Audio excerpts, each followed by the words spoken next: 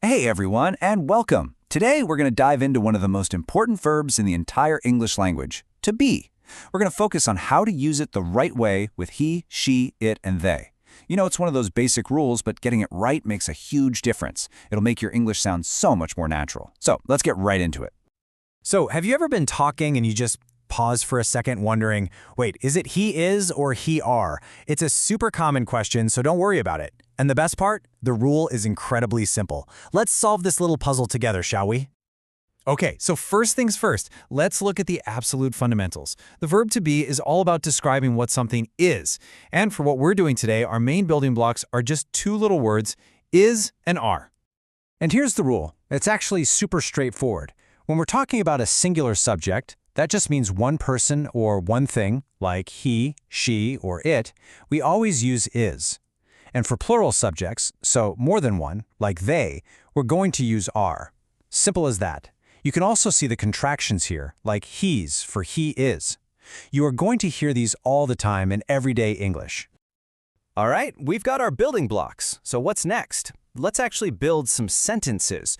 We're going to start with positive sentences, which are basically just for stating simple facts. Okay, check this out. This is how it works in a real sentence. On the left, our singular subjects use is. He is a teacher. Make sense? On the right, the plural subjects use are. They are students. The logic never changes. One subject, you use is. More than one, you use are.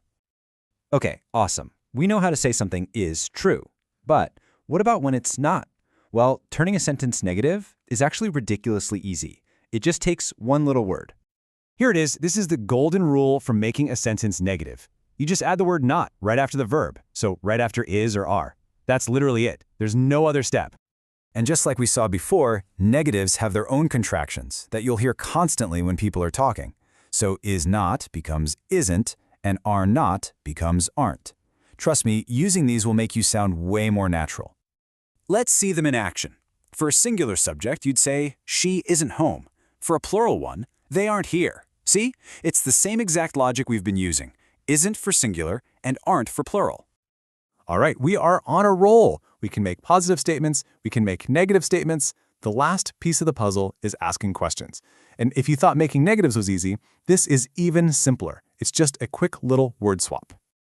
Here's the one simple trick. You take the verb, is or are, and you just move it to the very front of the sentence.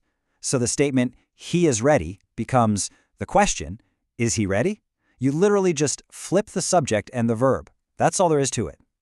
And here you can see the whole thing, from start to finish. For a singular question like, is he ready? The answers are simple. Yes, he is, or no, he isn't. And for a plural question, are they ready? The answers follow the exact same pattern. Yes, they are, or no, they aren't. See how the verb in the answer always matches the verb in the question?